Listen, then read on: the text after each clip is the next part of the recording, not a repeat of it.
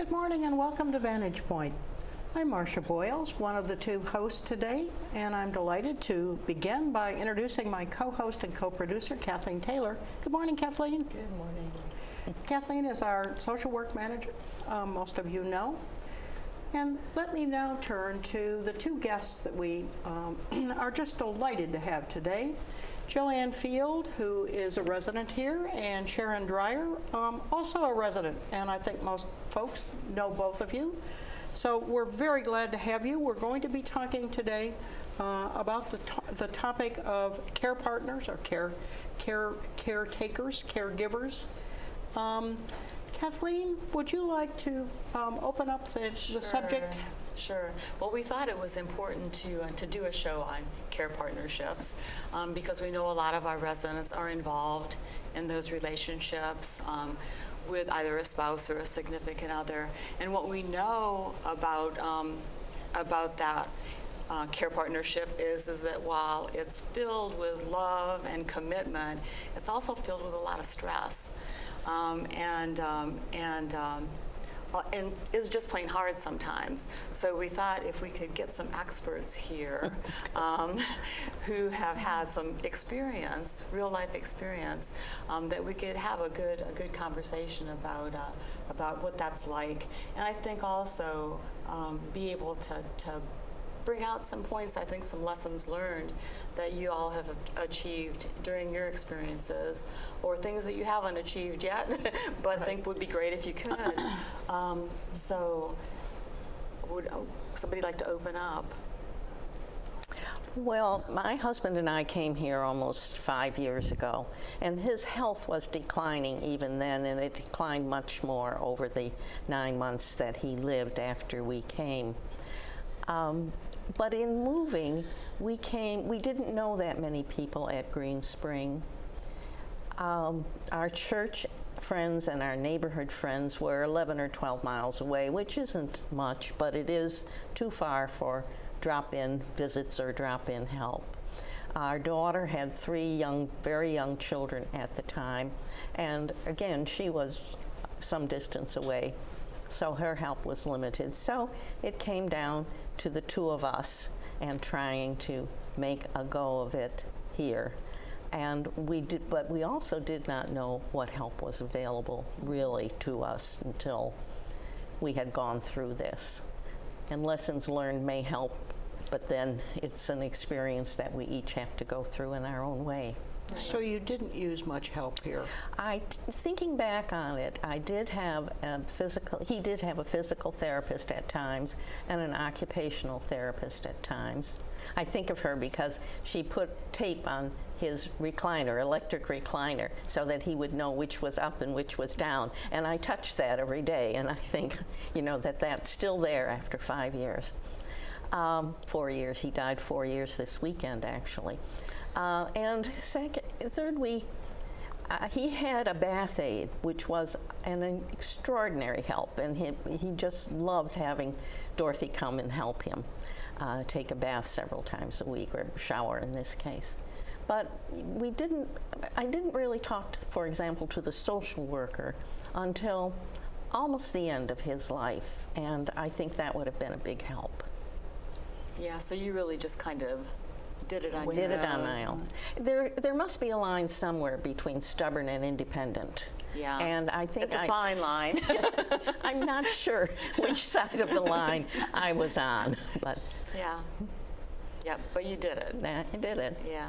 Well, stubborn and independent and support. The minute somebody says you're a caregiver, well, are you taking care of yourself? Yeah. How do you do that? What does that mean? We've been here 6 years, actually, this week, and have found a wonderful caring community, but probably I have the broadest, widest support system in the world. Longtime friends, new friends, church friends, Green Spring friends, who are all willing to be helpful, but what does that mean? What is help? I'm a nurse, and so the physical aspect is the easiest part for me. You're a caregiver I'm a current right caregiver now. right now. Mm-hmm. Right. Okay. Care partner, whatever, loving spouse, all of the many above. names. irritated spouse sometimes. Absolutely. But the emotional impact for me is much Yes. harder than the physical impact at the moment, because Right. Stan is still pretty able. Well, he's not that able, but between us, we are not needing physical help.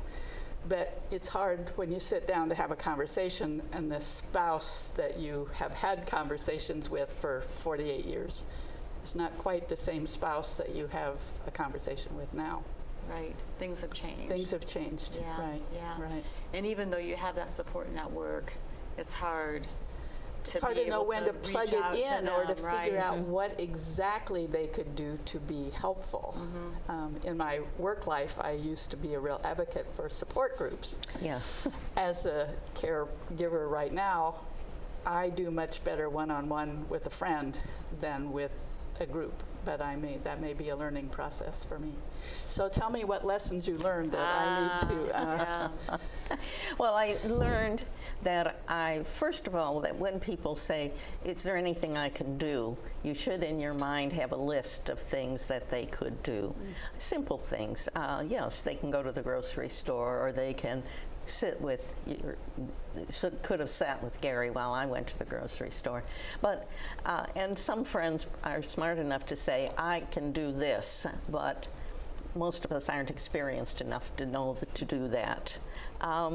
But I think the major thing would have been to ask for help. He did not want to. When we first moved here, he had been 1 month in Garden Ridge. I guess it was Renaissance at that time. And he did not want to leave the apartment again. He wanted to be, you kind of treasure privacy and independence, and he wanted to be in his own apartment. So I just never really reached out or knew to reach out to look for professional help here, not just for friends or acquaintances. But. I remember another thing that you said when we were doing our preparation was to take time to just get back to being husband and wife and to celebrate that relationship. I know that happens a lot of times, that you just end up being the caregiver and being the spouse, the other roles, Yes. being Yes. all of the other people. Yes. And it's like relationships are like that anyhow in terms of balance. Like when you're young and you have kids and you're going, you have to say we're going to have a date night or something like that and carve that time out. Right. But I think as a care partner, then it's too. You sometimes swing way over to being a caregiver and don't remember to sit down and have that other relationship. Well, that's my big regret. When I look back, I think, why didn't we just sit and talk about our life together, or about our memories, or about the joys we had? Because we had a rich life together. Or every time I open a box of pictures, unlabeled pictures, and I don't know who they are or which aunt it was, his aunts. I wish, why didn't we go through there and have him label things on the back? And I think he would have enjoyed that too. And talk Absolutely. about Just, them as you did reminisce. it. Talk about his life before I knew him, because he was an Oregonian and I was from New York, and it would have been nice, even though I did know his life and had lived in Oregon briefly, but it would have been nice to know more of his memories. We're currently sort of going through that because we're going through files.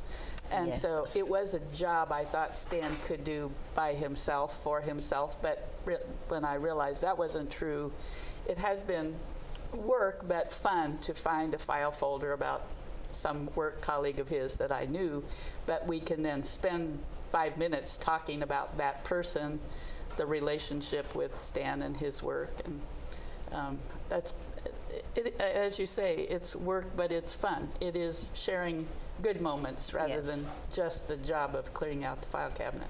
So. Right, absolutely.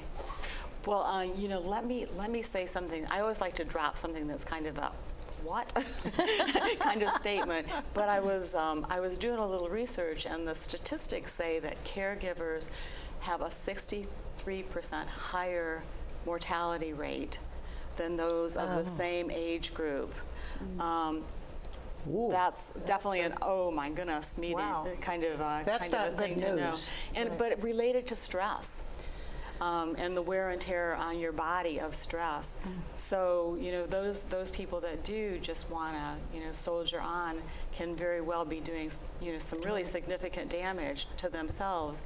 That's kind of like that analogy about, you know, if you're in an airplane and the oxygen thing drops down in front of you, you got to put it on yourself before you can put it on anybody else.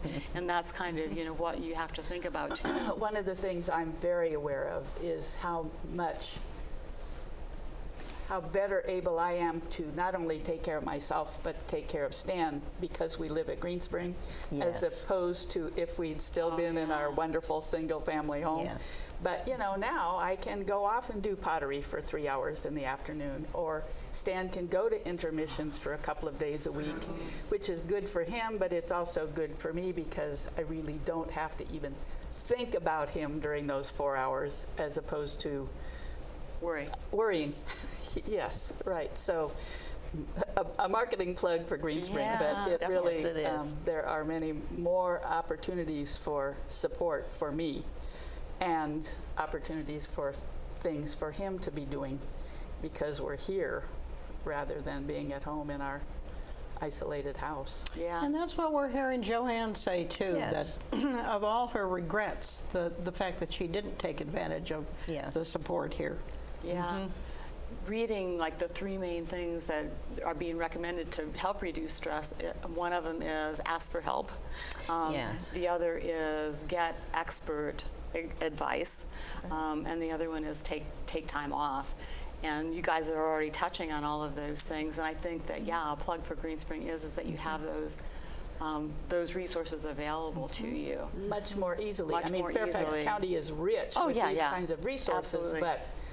but they're out there But you somewhere. have to They're get not in the car next and door, get there down the hall, or and whatever. worry about Yeah. yeah, things. So, yeah, I mean, I think that those resources are available. I still think people a lot of times are reluctant to reach out. And can you help It's us? hard to know. I mean, as I say, I have a friend of 60 some odd years who's about a year ahead of me in this journey. Her husband is now in a facility, and she and I talk by Skype a couple of times a week. But still, the bottom line is you're the one that's there 24 hours a day, 7 days a week. And so for me to say to Joyce, thinking for 2 people is really hard, or Stan is driving me crazy. You know, I'm trying to be nice, but I'm really irritated as heck because something or other. That's very helpful for me. Of course. I don't know. You dealt more with the physical aspect. Gary's, there was nothing the matter with Gary's mind until perhaps the very end, but he was physically limited and he had numerous physical problems and he had to be taken to numerous specialists, and getting him in and out of the car was a challenge in itself. But the stress is important. I think it damages your relationship when one of you is under so much stress. And physically, it's not good for you. I mean, I lost 25 pounds. I quickly gained it back, but I did lose. So obviously, I was under stress. A friend and I, she encouraged us to do an intervention with a third friend whose husband was failing, as both of our husbands had. And so we need to take that opportunity to help each other and to help ourselves. I think part of the problem is you have to go through in your mind and identify what it is that people can do for you. Think realistically about physical needs, social needs, emotional needs, and what someone else outside of the partnership can do for you. And then you're equipped to search out help. Yeah.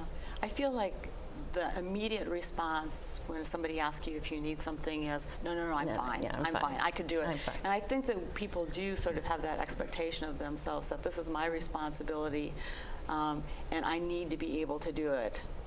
And I think that first step might just be admitting that you can't do it all yourself. And that's a hard one. Yeah, Is there guilt involved if you ask somebody to help?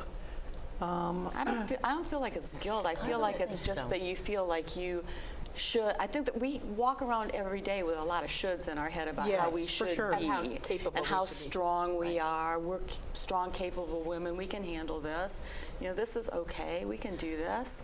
Well, I think there may be a little bit of an age cohort difference in some of this stuff, because I think somebody my age, I'm soon to be 76, is a little more willing to admit that Stan is dealing with some dementia. Some of my older friends, you don't talk about that sort of stuff. You just got to deal with it. And it's like a secret you're going to keep. think that's true. Stigma, you know, there are certain things that don't get talked about, and so I think I had an interesting experience this week. I think I'm pretty competent and capable, but Stan was being recognized at a program in DC. We go to it once a year, and you know, I drive into the press club and park and drop him, and I thought, I can't do this. I can't negotiate the wheelchair, leaving him off on 14th Street, whatever. Right. Yeah. And so some of the people that were arranging other things, I said, you know, last year somebody offered to provide a car for us, and I don't know how to do that. I've never ordered a car before. I know about a taxi, but it was different. And, you know, 3 people online in this whole thing jumped in and said, we'll do it for you. Phew. Yeah. What a relief. What a relief, Yeah. but I think, well, I should have known how to do that. Yes. But it's okay, I didn't. Yeah. And they were happy to help. Yeah. You And do the know. very fact that you took a car Yeah. instead of trying to do it yourself. Exactly.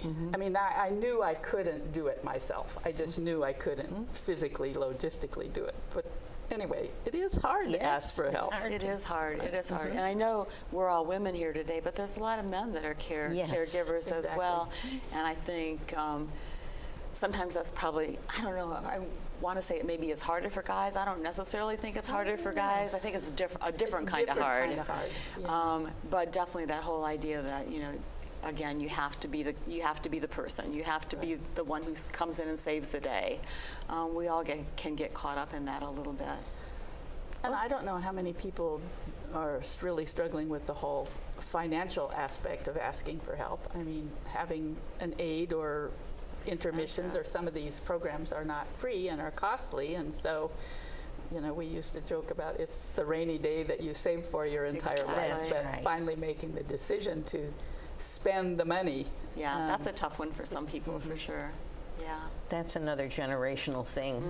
We were raised never to spend 10 cents if a nickel would do, but there does come a time in your life when you do need to spend what you have saved or your parents have saved. Or Yeah, and I think there's still some residents that want to save that money for the next generation. Yes, to pass you on know. to their kids, and how many kids are saying, hey, spend it to take care of yourself.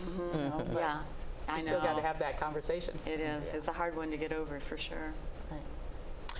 I think, Joanne, when we should mention the fact probably that both of these folks were in our focus group, and one of our 2 focus groups, and we talked about some of these things. And I remember rather vividly in the focus group, you mentioned the fact that looking back, you remember times when you were short with Gary or crabby, and that we all said to ourselves, you know, this is just so human. Of course one gets sort of to the end, I'm sure, of your tether some well, days. that's what stress does to you too. Good And that's point. exactly what the Right. stress is. I see around us here at Green Spring many couples where one is obviously caring for the other. And it's such a lovely thing to see, really. It is. At dinner or even walking the halls. I just saw someone, in fact, as I was waiting to come in here.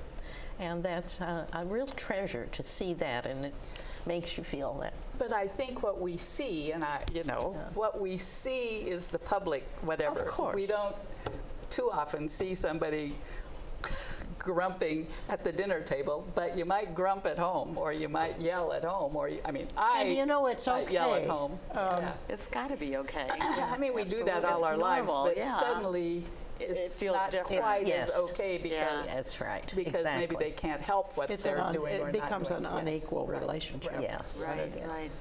But I think to Joanne's point, I think that the stress does play into that It does. significantly. So, being able to give yourself some space, but also, just de-stressors in your life so that doesn't just build up on you. I have a wonderful neighbor who told me one time I could knock at her door whenever I needed to. And, you don't want to abuse that, but that was it is a wonderful gift. Yes. So Makes it a little bit easier. makes it a anyhow. little bit easier. Yeah, yeah. Are there support groups here for? There are at least 2, I think. Yeah, there are 2. There is the Dementia Caregivers Group. I think we're going to put both of those up on the screen that we're talking about. The Caregivers Dementia Group that's run by Social Work, and then there's also the Caregivers Circle that's run by 2 residents. So there's a couple of different options. And I think, both of the groups are pretty small, so I think, as you were saying, I really do think it's hard sometimes for people to maybe think there's value in Well, I think going into a sometimes group setting. there's a casual, informal group. Sure. 2 or 3 Yes. people get together and stand in the hall for 5 minutes. Yeah. I mean, I guess technically that's not a group, but it is a support system that. It is. I mean, I say some of the best therapy in the world is happening in the hallways amongst the Exactly. residents. Exactly. I mean, totally believe that. Yeah. It's happening all the time. Right. Yeah. Right. But I think that I think we do believe that the groups would be helpful to most people, but a lot of people don't like the idea of sharing how they feel in a group. I think it takes a building of trust Right. first. Well, of course, before you can really spill your heart out to Yeah. somebody. Yeah.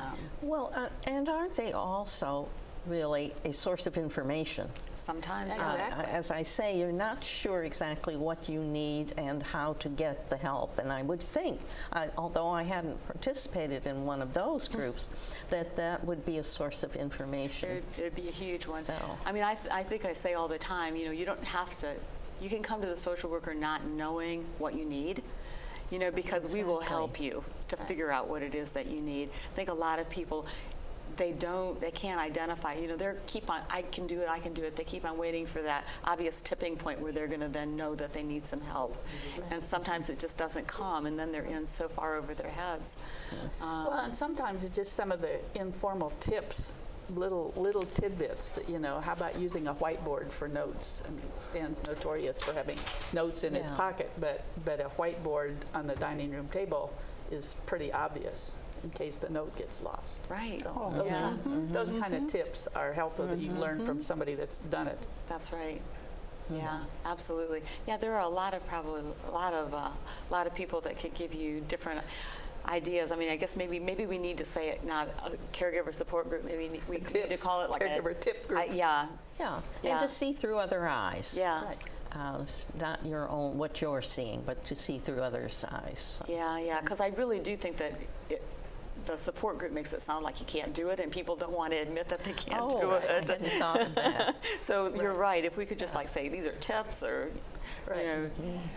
A coffee class. coffee clutch, yeah, something that's going to make people a little bit more comfortable about going. Well, I think you made a point once that how do we identify ourselves? Some people may not even consider themselves caregivers. That's the professional.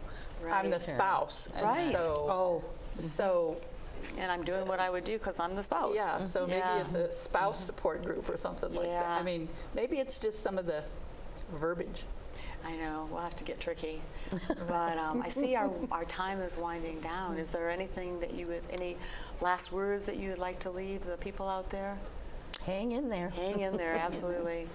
Now, take advantage of all the offers of support and help that people are very willing to give. And Yeah. hang in. Hang in there, yeah. And I guess I would say, talk to your social worker. Yes, We're absolutely. here for you. I think so too. Absolutely. Marcia, you got anything? No, What? not having been a caretaker, you all were extremely helpful today, and I want to join Kathleen in thanking you for coming and being willing to be so Yeah.